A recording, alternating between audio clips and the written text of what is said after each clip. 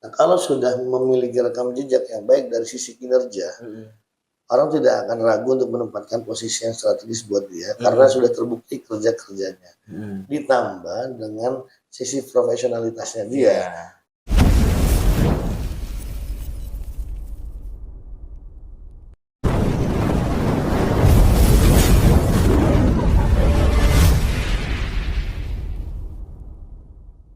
Ya, selamat sore pemirsa Telusur Parlamentaria. Hari ini kita sore ya, menunggu kehadiran Bang Rizky dari Komisi 4. Komisi 1. Komisi 1. Beliau sangat sibuk hari ini, jadwalnya padat. Tapi kita bersyukur bahwa masih diberi kesempatan waktu. Nah, dalam podcast Telusur Parlamentaria kali ini kita akan mencoba membuka tupoksi kinerja dari Komisi 1 tentang pengawasan legislasi maupun budgeting di 3 fungsi tersebut sebagai fungsi dasar dari setiap anggota DPRD Kota Bekasi atau pada umumnya anggota DPRD lah ya. Nah, sore hari ini sudah ada di samping saya Bang Rizky Topananda, ganteng, muda, kebenaran dia juga ketua DPC PKB Kota Bekasi, luar biasa ya. Jadi memang sangat sibuk sekali beliau ini. Biasa di luar. Sehat selalu Abang dah. Amin, amin. Ya, panteng terus di 40 menit ke depan agar kita bisa lebih membuka wawasan lagi terkait tupoksi dari kinerja anggota Dewan DPRD Kota Bekasi, khususnya Komisi 1. Silakan Bang, perkenalkan diri. Baik Bang Diki, terima kasih alhamdulillah bisa jumpa dengan pemirsa setia Telusur Parlamentaria. Iya, Parlamentaria. Alhamdulillah bisa jumpa dan insya Allah diskusi ngobrol santai kita mudah-mudahan bisa ada yang diambil manfaatnya. Informasinya sampai ke publik, ya kan? Amin. Ya. Nah, Bang, ini di Komisi 1 nih, apa yang lagi hype nih Bang, yang lagi masuk dalam pokok pembahasan? Iya. Ya, memang alhamdulillah sejak awal pembentukan alat kelengkapan Dewan atau AKD ini kan saya dipercaya untuk menjadi sekretaris di Komisi 1. Sekretaris Komisi 1. Ketuanya Ibu Murfati dari Gerindra, wakil ketuanya Pak Rudi dari PDI Perjuangan ya. Sekretarisnya saya harus PKB ya. Siap. Berarti masuk dalam unsur pimpinan dong Bang ya? Unsur pimpinan AKD. Oke, siap. Nah, dari pimpinan AKD ini kita memang ya sering diskusi baik antar pimpinan maupun dengan anggota dan mitra. Karena secara garis besar kan Komisi 1 itu membidangi bab pemerintahan, pertanahan dan hukum. Pertanahan dan hukum. Dan dari 3 pokok utama ini saja, selain beberapa turunannya ya, itu juga cukup sangat banyak aduan dan banyak permasalahan di lapangan. Misalnya kasus pertanahan itu pasti nggak akan ada habisnya. Sementara dua organisasi tersebut, hukum dan pertanahan itu ada vertikal di atasnya ya kan? Nah, ini memang yang seperti apa tuh menyikapinya tuh? Betul, ini memang yang pada akhirnya nggak mudah ya untuk kita bisa berkoordinasi karena DPRD kota, kabupaten, provinsi itu kan berbeda dengan DPR RI. Iya betul. Kalau DPR RI mereka bisa langsung panggil atasnya. Iya. Bisa panggil atasnya. Kementerian ya kan. Karena memang posisinya sama lah. Siap. Nah kalau kita kan di DPRD kota Bekasi khususnya bicara dengan bab pertanahan misalnya dengan ATR BPN, mereka mitra kita ya. Tapi di sisi lain mereka ada garis vertikal ke atas yang mereka harus koordinasi dan tetap laporan ke atas. Tapi dalam bab tertentu pasti koordinasi kita lakukan termasuk dengan bab hukumnya, baik itu dari kejaksaan, kepolisian maupun pengadilan negeri, gitu. Termasuk tentara juga bagian jadi dari komisi kita untuk bermitra. Nah pada akhirnya pola komunikasi yang dibangun tentu berbeda antara legislatif dengan OPD dinas, berbeda jauh lah dengan mereka. Meski fokus utamanya sama untuk memberikan solusi pelayanan terbaik buat masyarakat. Betul. Kalau makanya kita selagi masih fokus dan tujuannya di situ, semua mitra kita bisa kita ajak duduk bareng. Karena nggak ada kita berdiskusi di luar kepentingan untuk kemaslahatan masyarakat.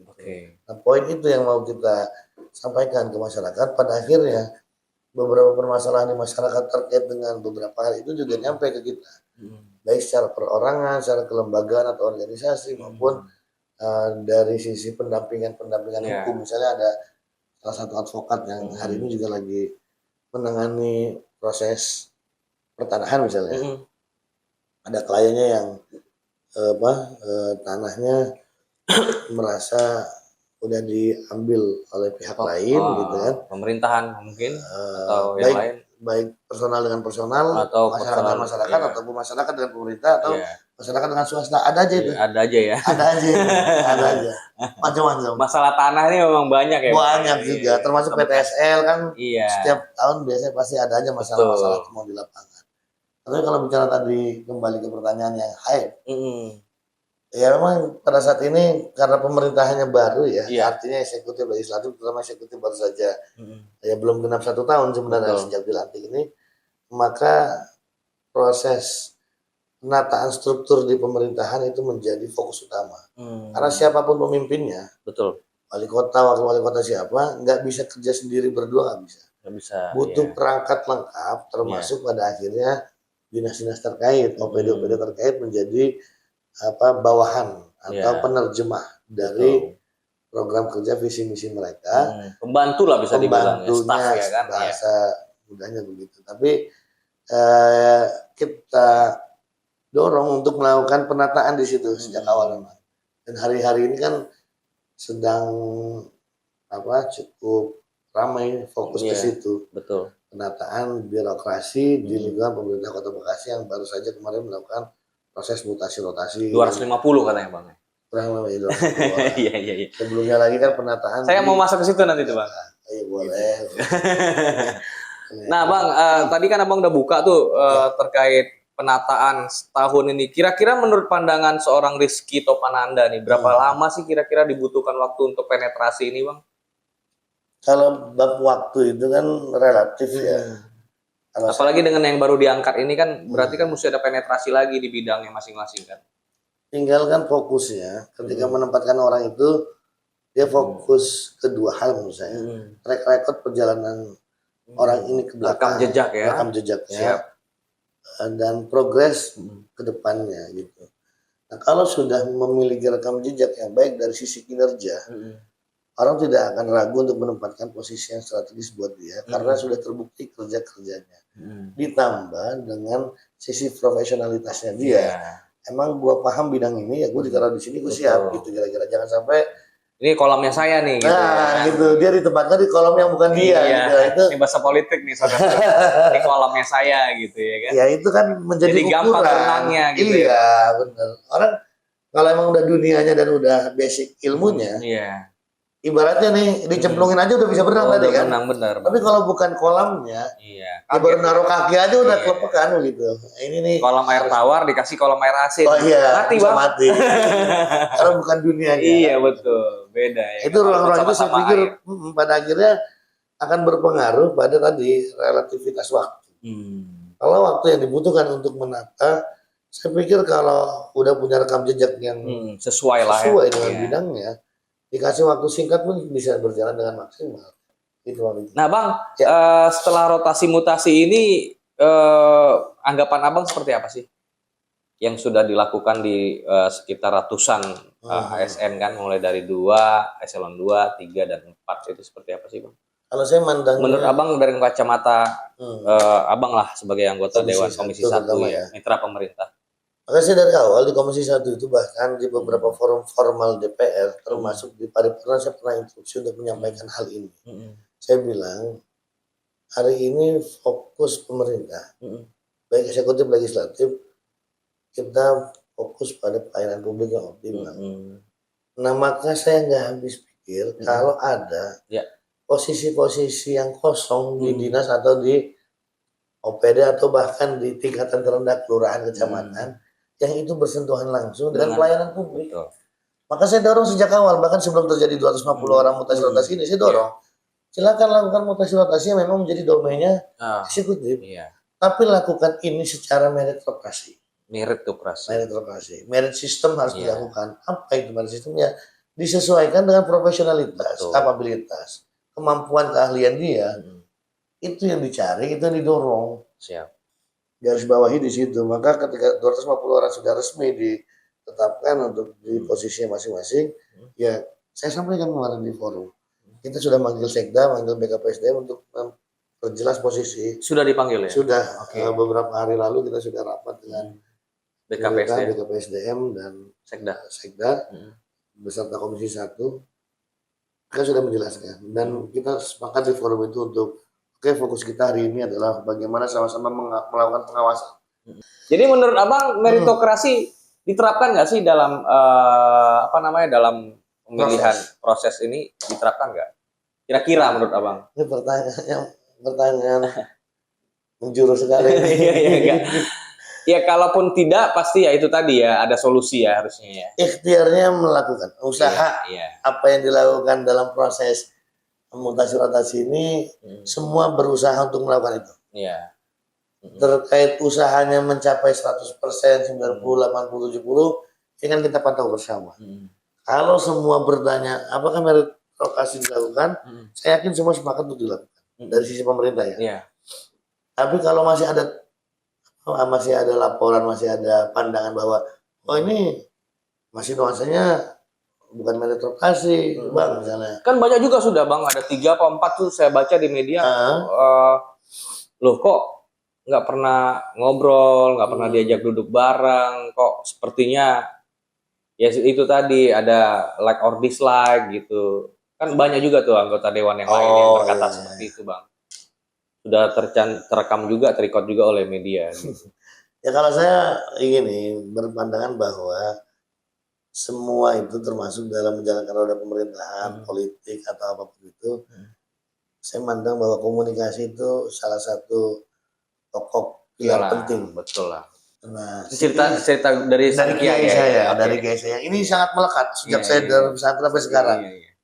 Nah, yang sang istri pas lagi mandi atau nyuci di sungai, dikasih antingnya hilang hilang satu. Datang pulang ke rumah, satu pulang dari ngajar, satu pulang dari nyuci. Datang sama-sama ngelihat kondisi. Wah, kasihan suami gua besok mau ngajar, ban sepedanya rusak. Sang suami punya hati yang sama, kasihan sama istrinya. Baru dapat anting, hilang satu. Sisa satu kan. Akhirnya tanpa ada komunikasi, kedua-duanya pergi ke pasar masing-masing. Sang suami ngejual sepedanya untuk beli anting. Sang istri antingnya satu dijual untuk beli ban sepeda. Pulang ke rumah yang satu bawa anting sebelah, yang satu bawa ban sepeda doang. Gak jelas. Ini menurut saya komunikasi niatnya baik loh. Iya betul. Satu istri nyenengin suaminya, suami nyenengin istrinya. Ini kan sudah terjadi ya Bang ya. Sudah terjadi dan sepertinya ya butuh komunikasi lah ya, butuh komunikasi lebih lah ya yang harus dibangun antara pemerintahan Kota Bekasi khususnya kepada Komisi 1 lah ya karena mitra ya Bang ya. Nah acuannya tadi Abang sudah rigid sekali menjelaskan kepada kita bahwa ya kita akan melihat mengawasi hasil kerja gitu ya Bang ya. Nah kira-kira nih Bang di bidang apa nih kira-kira yang perlu diawasin sangat fokus gitu di Komisi 1 yang berhubungan dengan hajat hidup masyarakat Kota Bekasi. Kalau Komisi 1 kan mengawasi kinerja. Dan komisi lain mengawasi bidang kerjanya. Gitu. Jadi harus dibedakan antara bidang kerjanya dengan kinerjanya. Nah kalau kita mau masuk evaluasi, lebih fokus ke kinerjanya dulu nih. Orang bisa kerja apa enggak. Bukan apa yang dikerjakannya. Nah kalau apa yang dikerjakannya, silakan dengan dinas-dinas atau dengan komisi-komisi terkait misalnya gitu. Dinas pendidikan, itu mitranya Komisi 4. Benar. Bab-bab program apa yang dilakukan, diskusinya dengan Komisi 4. Tapi kalau kinerjanya bagus atau enggak, misalnya ada kepala sekolah, nggak masuk-masuk, itu kan bicara kinerja. Nah, maka kembalinya ke Komisi 1, berarti dia nggak bisa kerja nih, gitu. Itu bicara kepegawaian.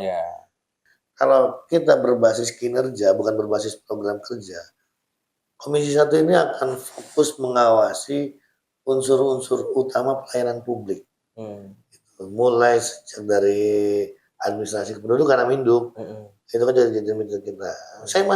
Kita lah di Komisi 1 masih dapat keluhan kok. Ini masih misalnya masih KTP, KK, gitu-gitu lah. Belangko kosong misalnya. Meskipun Ya secara aturan memang sudah sesuai, tapi kadang-kala ujung tombak pelayanan ini nggak maksimal gitu. Maka hari ini tugas Komisi 1 akan fokus ke ruang-ruang itu. Bagaimana pelayanan publik di ujung tombak tingkat kelurahan, kecamatan maupun dinas teknis itu bisa kita lakukan proses pengawasan secara menyeluruh dan fokus di situ. Gitu, Bang. Selama ini ada keluhan Bang terkait hal itu? Oh, pasti ada, Banyak pasti ya? ada banyak. Dan yang gitu-gitu kan nggak mesti harus semuanya bersurat resmi formal ke DPRD kan.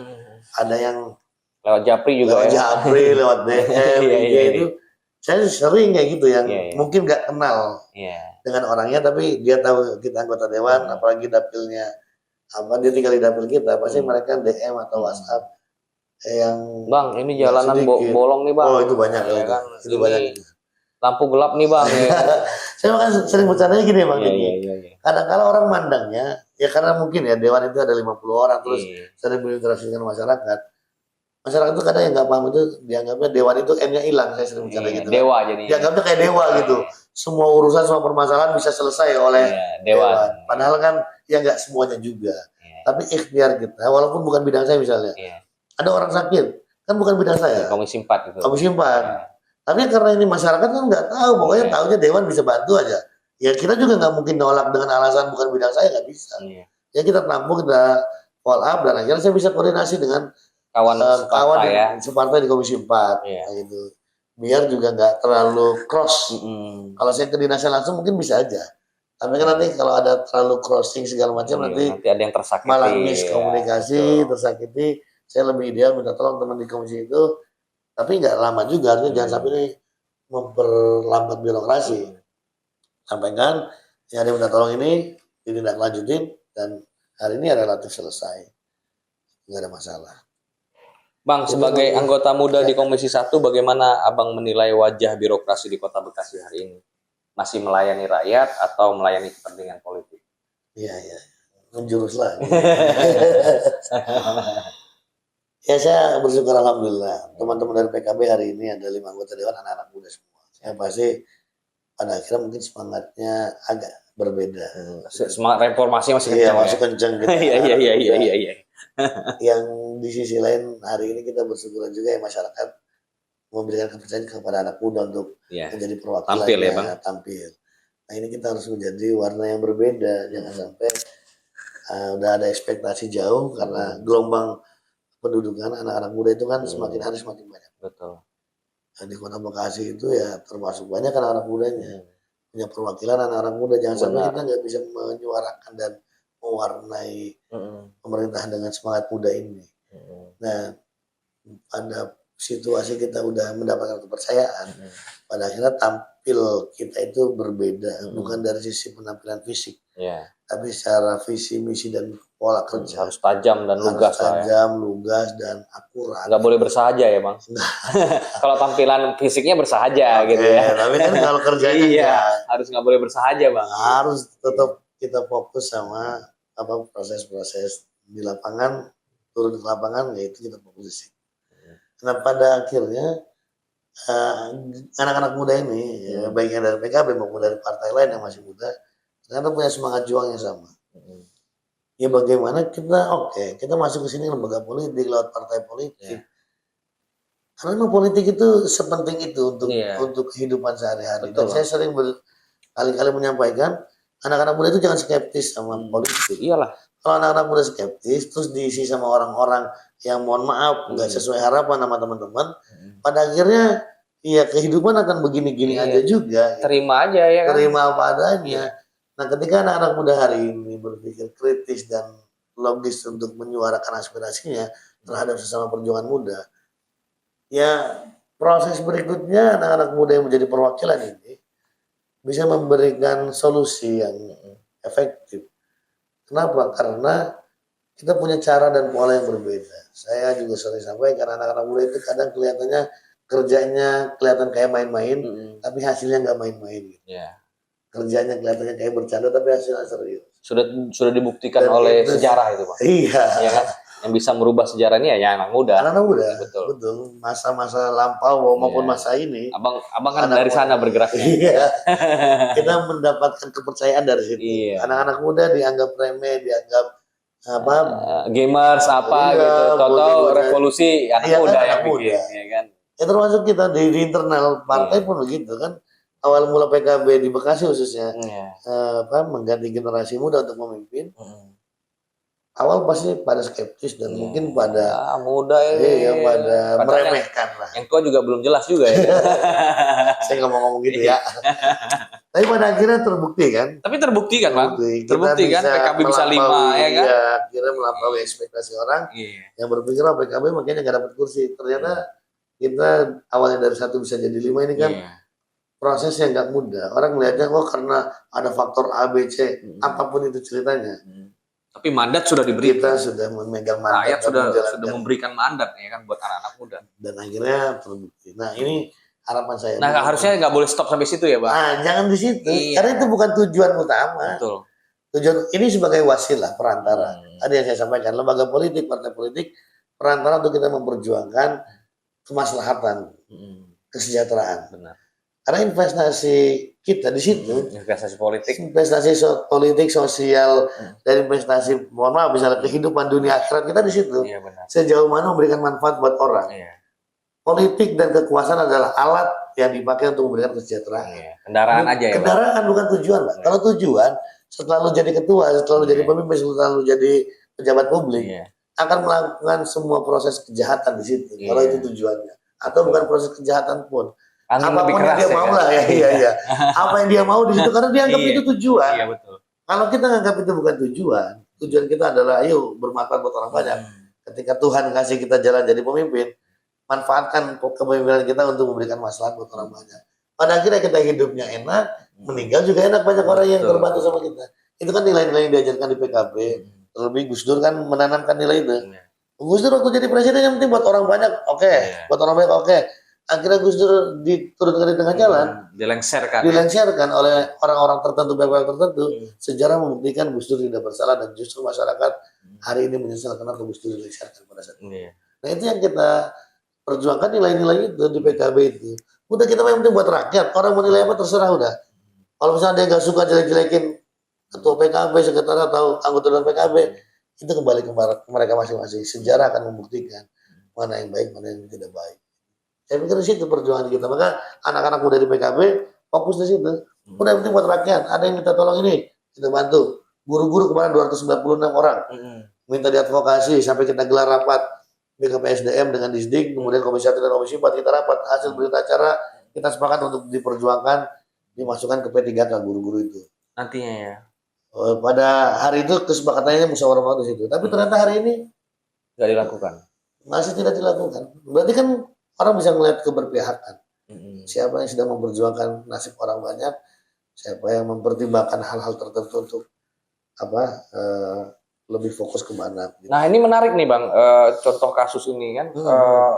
Tadi sudah berita acara, kemudian tidak dilakukan. Apa tindakan DPRD terhadap case-case ini Bang? Bahwa sudah ada berita acara, kemudian tidak dilakukan. Nah ini seperti apa sih? Strong point-nya apa kira-kira? Iya. Ini bukan jebakan Bang bertanya. Nggak kan perlu saya sampaikan di sini. Perlu saya sampaikan di sini karena saya belum lama ini baru diskusi juga dapat laporan lah, meskipun belum ketemu fisik tapi dapat laporan dari teman-teman yang pada akhirnya juga kita bahas dalam forum rapat dengan BKPSDM kemarin, meskipun rapatnya membahas utamanya tadi mutasi rotasi, tapi kita bahas terkait itulah juga. Ya benar. Karena kan memang masih menjadi satu bagian yang bahas kita kemarin gitu. Saya dalam titik tertentu pada akhirnya gini, kalau kita sebagai lembaga instansi pemerintah, eksekutif, legislatif sudah membahas satu urusan, terus sudah ada hasil musyawarah mufakat yang dibubuhkan dengan tanda tangan berita acara, masih belum ditindaklanjuti, terus harus bagaimana lagi? Betul.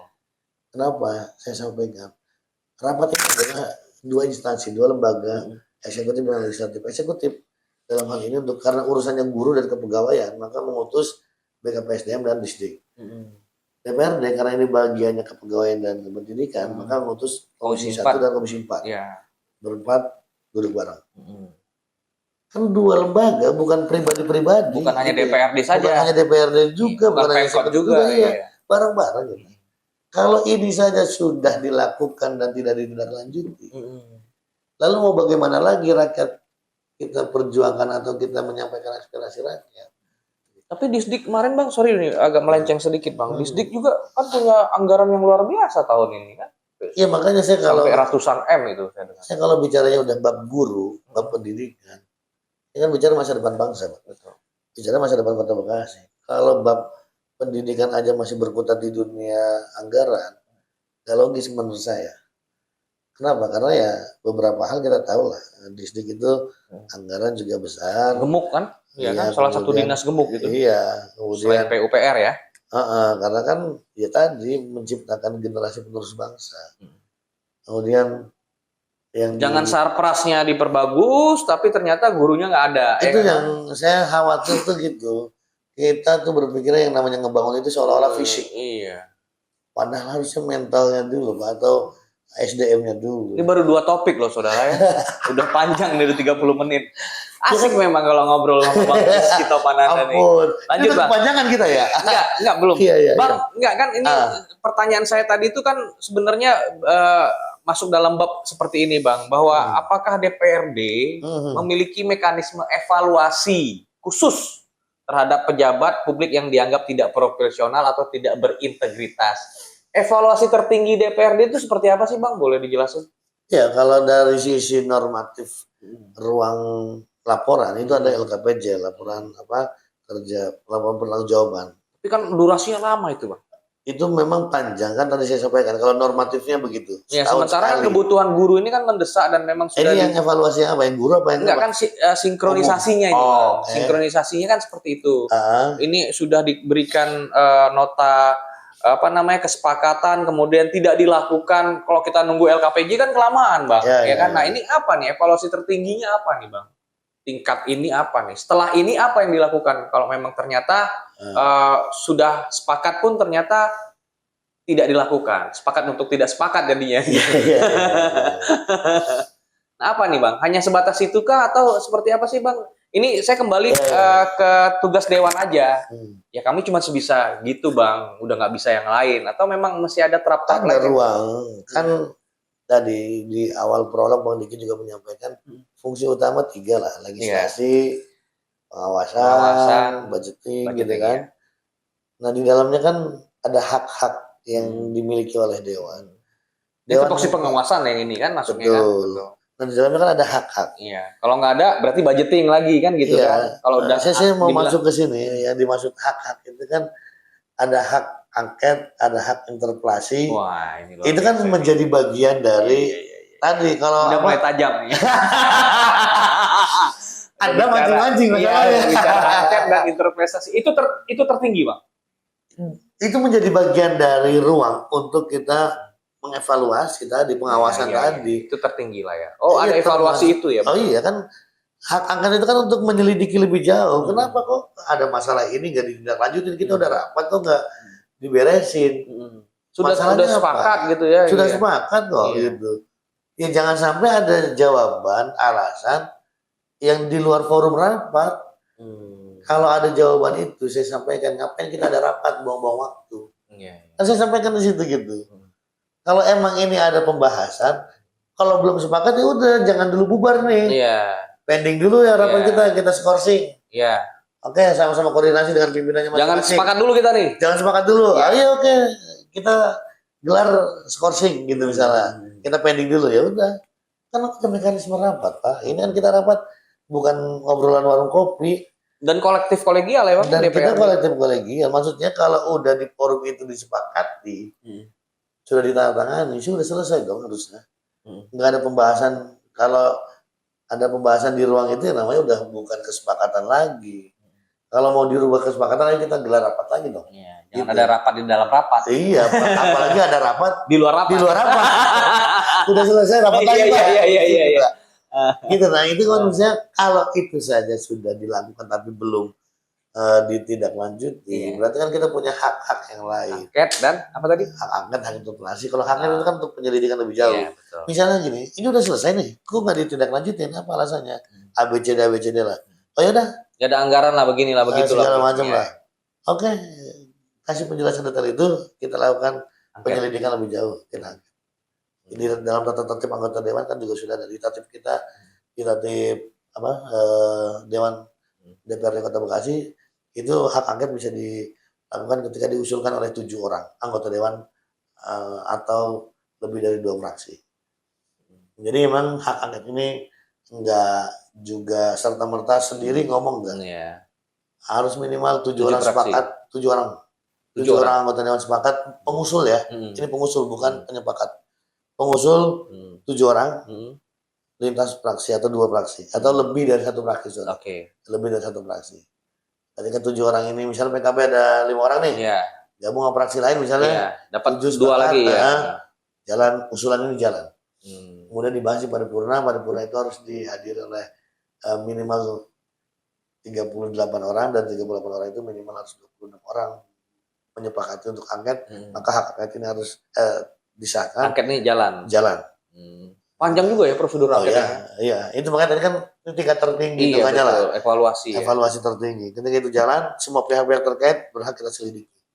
Atau kita mintain bahasa kasarnya penyelidikan lebih jauh atau kita mintain keterangan lebih lanjut. Kenapa ini? Hasil evaluasinya kalau memang ada permasalahan hukum atau permasalahan administrasi yang kita permasalahkan itu. Ini tuh ruang-ruang yang bisa kita ambil juga karena ya lagi-lagi tadi ini kita di sini tuh udah bukan lagi mohon maaf ya, bukan lagi masyarakat umum, bukan lagi aktivis, bukan lagi teman-teman di luar, kita di pemerintahan di dalam. Jangan samakan nilainya lagi dalam pembahasan rapat gitu. Kalau teman-teman birokrat atau teman-teman dewan menerima audiensi dari masyarakat, beda nilainya dalam konteks kesepakatan hukum ya atau kesepakatan dari pembahasan. Kalau dewan legislatif dengan birokrat eksekutif, ini 2 instansi. Bukan lagi eksekutif berhadapan sama rakyat, legislatif bersama rakyat. Nah, maka sama-sama saling jaga dong. Lembaga eksekutif menjaga legislatif menjaga eksekutif. Karena nggak bisa pemerintahan ini berjalan ketika masing-masing nggak bisa. Harus bersinergi. Nggak bisa autopilot dia barang itu ya kan? Tenggelam nanti bang.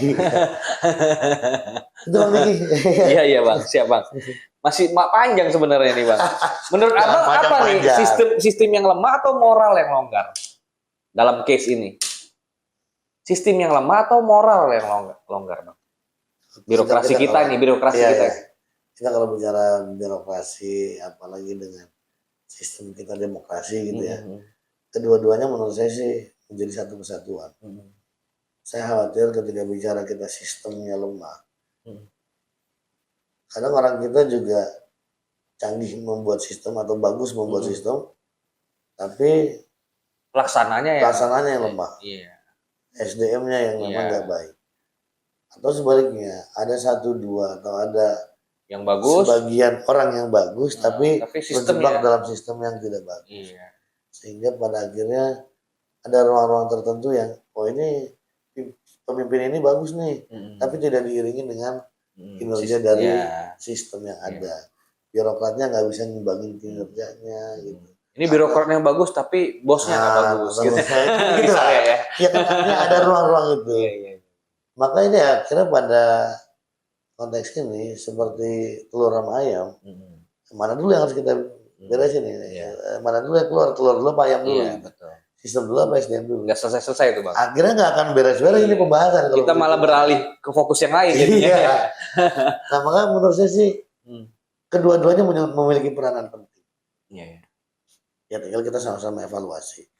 Di Bekasi ini condongnya sistemnya yang masih kurang atau SDM-nya yang masih kurang. Atau moralnya yang masih kurang. Atau moralnya. Ya SDM itu kan di dalamnya ada moralnya, ada pendidikannya, ada etikanya. Itu bicara SDM-nya, bicara hal yang melekat dalam manusianya, termasuk moral, etika, adab, dan pengetahuan. Dan saya punya keyakinan ini semua bisa dirapihkan. Baik SDM-nya maupun sistemnya. Nah, kalau misalnya hari ini kita punya semangat di situ, ya yuk kita sama-sama tinggalkan egosentris personal dulu atau kelompok dulu lebih jauh. Tetap itu menjadi bagian yang nggak bisa terlepaskan utuh, nggak bisa. Dari zaman dulu itu. Dari zaman dulu semua begitu, tapi mikirnya besar. Saya bagaimanapun ceritanya Pak Prabowo ini presiden kita mikir besar di situ, Iya, betul. Cuma perkaranya perangkatnya bisa menyesuaikan itu. Baru kita pikir besar buat kesejahteraan masyarakat. Nah, penerjemahannya seperti apa itu yang harus dilakukan. Nah, sekarang test case kita dalam 2 hal ini di Bekasi itu harus kita lakukan bersama di situ dan harus kita pantau. Saya butuh teman-teman dari media juga, Bang Diki dan kawan-kawan. Ya kita harus sama-sama pantau ini. Oh, ini sistemnya udah bagus, aturannya udah bagus. Ternyata SDM-nya Dewannya udah muda-muda nih kan. Dewannya udah muda-muda. Semangat nih dewannya kan dorong. Tapi kadang dipatahin juga gitu. Bukan dipatahin, tidak dilaksanakan ya kan, sama aja Bang ya kan. Itu dia. Kita udah capek-capek rapat, nggak tahu nggak dilaksanakan. Iya, artinya kan dipatahin itu. Berarti kan semangat kita. Ya, kita sih berjuang di situ dan pada akhirnya masyarakat akan nilai. Ya Tuhan juga nggak tutup mata kan. Betul. Siapa yang berjuang, siapa yang alam ini punya aturan lain sendiri untuk menyampaikan. Langit punya aturan baru ya kan. Ya di depan kamera, di luar kamera sama atau beda kan. Iya betul. Gitu. Bang, pertanyaan penutup nih Bang. Ya. Bukan penutup sih, masih ada satu lagi. Menjadi anggota DPRD dari fraksi PKB, bagaimana Abang dan teman-teman menjaga garis politik yang tetap berpihak kepada rakyat di tengah tarik-menarik kepentingan kekuasaan? Iya. Ini dalam nih bahasa. Iya, ini dalam. Sangat dalam. Iya. Meski tadi udah sempat saya spill dikit-dikit tadi ketika cerita generasi muda gitu, dan generasi muda. Ya, kita di PKB itu Pak, termasuk partai yang kuat akan ideologi perjuangan. Ya saya nggak paham ya, mungkin semua partai akan membicarakan hal yang sama, tapi masyarakat pasti bisa paham juga. Kalau partai yang kuat, yang memiliki basis akar rumput grassroots yang bagus, pasti memiliki ideologi perjuangan yang kuat. Ya nggak cuma PKB ya, beberapa partai lain masih ada itu. Tapi Bapak juga mungkin tahu lah. Jadi perjuangan dengan nasionalismenya ya kan. Terus kemudian PKS dengan corak yang sendiri dan PKB dengan corak yang sendiri ya. Itu kekuatan yang sudah dibangun itu. Yang sudah dibangun itu kan berbasis ideologi. Nah, ideologi ini kan nilai-nilai yang nggak bisa dikonkretkan dalam bentuk barang, tapi pemikiran dan gerakan yang bisa dirasakan. Gitu. Nah, maka proses ideologisasi di PKB, baik buat generasi muda atau generasi yang lebih senior, itu prosesnya sama, Pak. Menanamkan nilai-nilai dasar kemanusiaan. Nah, bagaimana PKB memandang bahwa ya kita semua sama untuk memperjuangkan kepentingan rakyat, untuk kesejahteraan rakyat. Tidak ada lagi ribut-ribut perbedaan suku, agama, ras, bangsa, dan semua termanifesto dengan gerakan kita dan figur yang melakukan itu. Salah satu mantan presiden kita, Ki Haji Abdul Rahman Wahid, pendiri PKB dan pemimpin kita di partai, sekaligus pernah menjadi presiden di negara ini. Apa yang dilakukan Gus Dur itu adalah yang diajarkan oleh PKB. Gus Dur melakukan itu dalam proses beliau jadi pemimpin. Makanya Gus Dur kan waktu itu, tadi kalau bicara tarik-menarik kepentingan, mungkin sebagian masyarakat juga sudah pernah mendengar kisah ini langsung. Oh iya dong, merasakan, merasakan kan? Iya. Gimana Gus Dur gini Pak, waktu itu kan ketika posisi Gus Dur tiba-tiba mengeluarkan dekret DPR dibubarkan, itu gila itu Pak. Mana ada berani nih orang ini dibubarkan, itu dibubarkan. Gus Dur itu udah kepentingannya rakyat udah. Pembisik-pembisiknya udah nggak bisa mempengaruhi beliau. Bahkan ada satu momen kan Gus Dur didatengin sama pengusaha. Terus ini Dewan udah mulai pada melakukan gerakan untuk menjatuhkan Gus Dur, untuk mengimpeach Gus Dur. Sebenarnya masih bisa Gus Dur mengamankan posisinya, Gus. Udah serahin saya, nanti Dewan urusan saya yang beresin. Ini pengusaha. Gus Dur nggak jawab apa, diem aja, nggak mau diajak negosiasi. Besok malah ngomong ke publik bahwa tangkap pengusaha ini, dia bermasalah apa segala macam. Nah, dalam ruang itu Gus Dur memperhatikan kepentingan rakyat banyak, bahkan mempertaruhkan posisi jabatannya aja dia nggak peduli. Orang mau lengserin gue jadi presiden silakan. Suruh maju mundur aja saya susah. Bagaimana mau maju, iya kan? Bagaimana suruh mundur kan, maju aja susah gitu. Nah makanya dalam konteks ini Gus Dur bisa melakukan ruang kepentingan publik di atas segalanya. Jadi kalau kata Gus Dur itu ya yang penting dari politik itu kemanusiaan. Kalau kita berjuang di politik bukan untuk kemanusiaan, itu bukan nilai perjuangan sesungguhnya. Manusia itu termasuk dalamnya bab ekonomi, kesejahteraan, bahkan bab hak hidup orang banyak itu di situ. Nah maka kalau dari perjalanan PKB di situ, itu yang masih kita lakukan meski proses zamannya yang berbeda. Gus Dur di masa-masa awal reformasi punya tantangan yang berbeda, kompleksitasnya lebih tinggi ketimbang hari ini. Maka apa yang dilakukan oleh Ketua Umum kami Gus Muhaimin Iskandar, yang beliau juga masih saudara sama Gus Dur, masih kerabat, nilai-nilai perjuangan itu kita lakukan sekarang, dan akhirnya apa yang dilakukan oleh beliau itu merupakan proses yang menjaga nilai ideologi yang diajarkan oleh para muassis, para pendiri PKB, tapi disesuaikan dengan zaman yang ada. Bagaimana PKB menjelma diterima oleh masyarakat, terutama di kaum muda di era digitalisasi, AI, ya kan? AI. Maka PKB memberi ruang kepada anak muda bukan hanya menjadi subjek, menjadi objek. Ayo anak muda gabung ke partai jadi pemimpin. Jangan cuman jadi pelengkap kepengurusan, tapi jadi pemimpin. Dan PKB berhasil melakukan itu. Sekarang di jajaran pusat aja anak muda itu jadi jajaran ketua harian, anak-anak usia di bawah 30 semua kan rata-rata. Dan di kota kabupaten kita melakukan itu, bahkan di kecamatan kemarin saya baru selesai restruktur DPAC di Kota Bekasi, maksimal usia PKB di Kota Bekasi untuk jadi ketua harian itu 35 tahun. Maksimal ya? Maksimal. Oh, udah ada begitu ya peraturan? Dari periode kemarin. Makanya saya tuh jadi ketua DPC, ketua DPAC itu usianya di bawah 35 semua.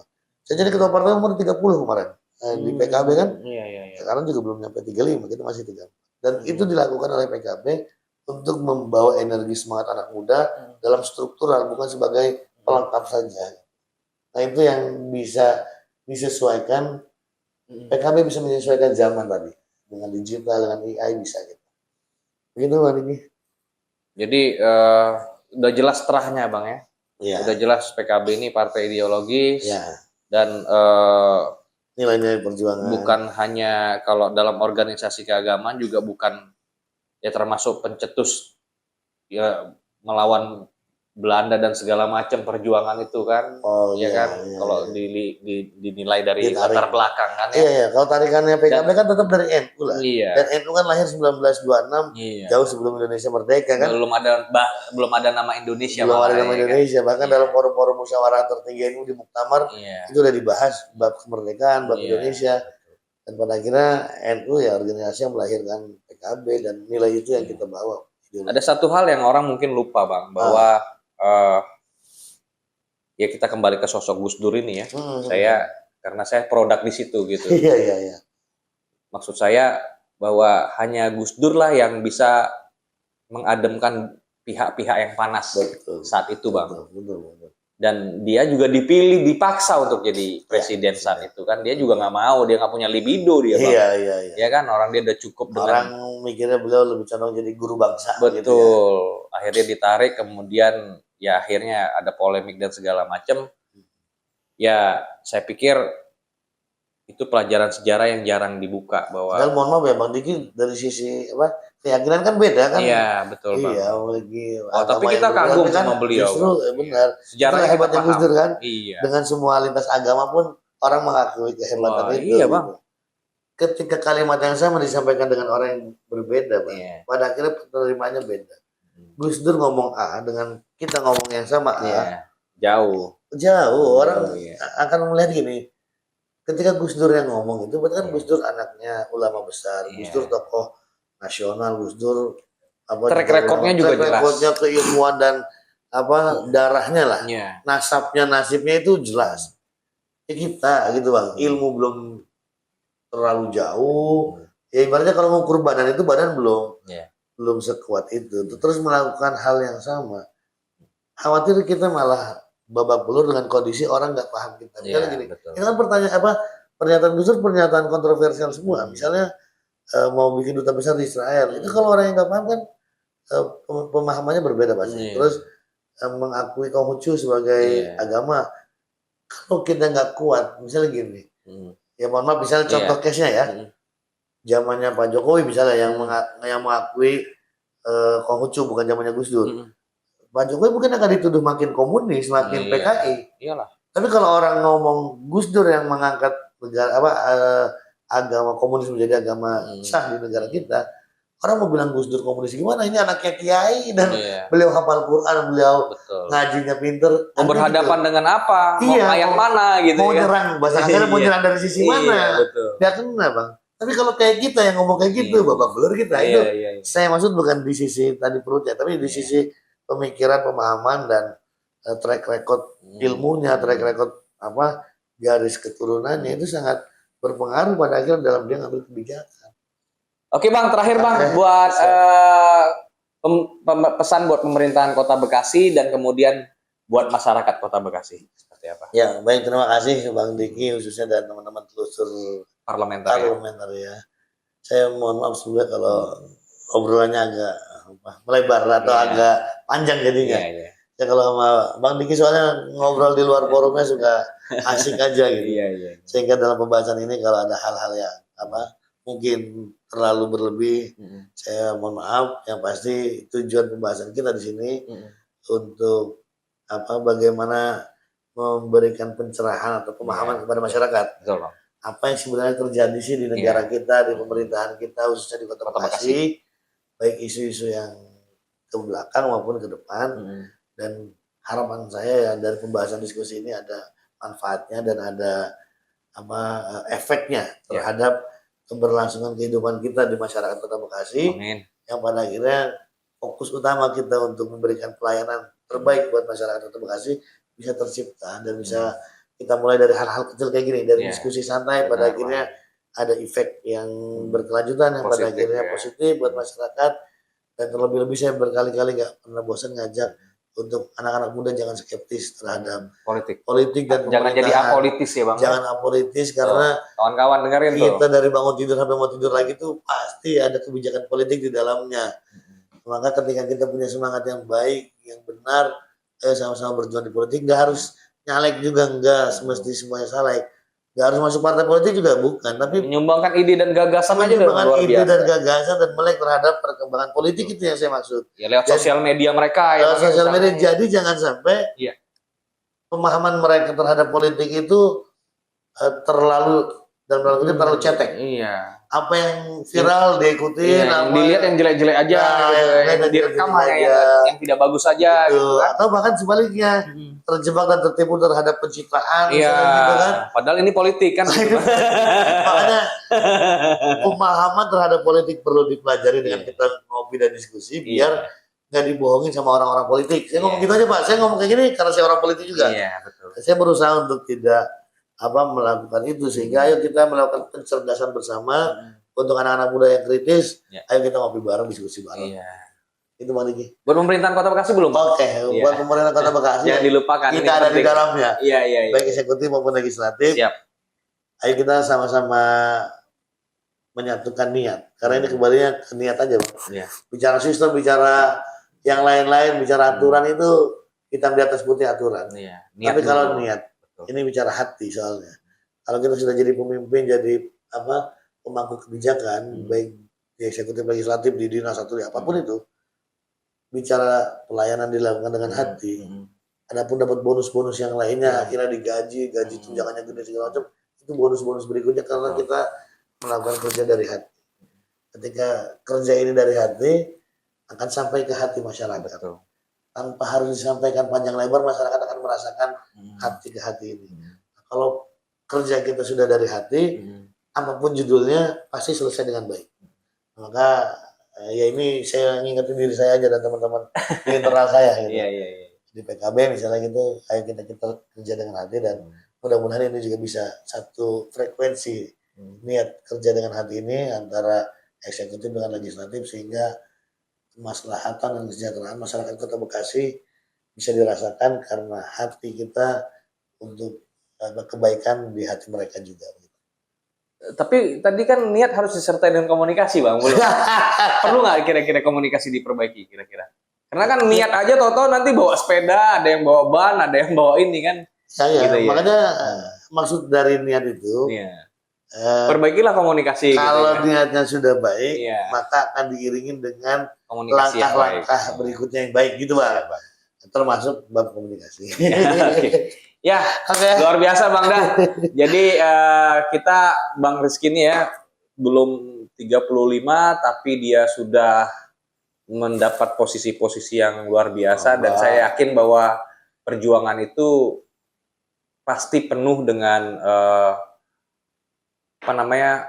tempat-tempat itu pasti penuh dengan perjuangan-perjuangan keringat, doa dan air mata gitu Bang ya. Nggak mungkin tiba-tiba bisa ujuk-ujuk gitu ya. Jadi Gini Ojini gitu kan. Langsung jadi Baja hitam. Iya.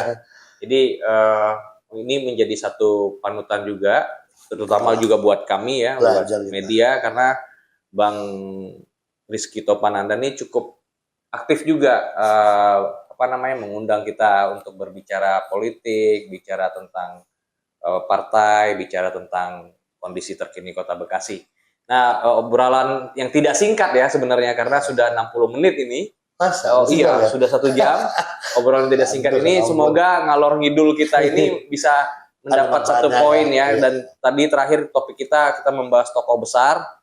Guru bangsa ya, akhirnya jadi guru bangsa, pahlawan juga buat kami semua yang minoritas apa segala macam ya, bahwa dengan kita bicara Gus Dur sebagai sosok ini saya pikir lengkap sudah kita bicara tentang jati diri PKB ya Bang ya, khususnya ya.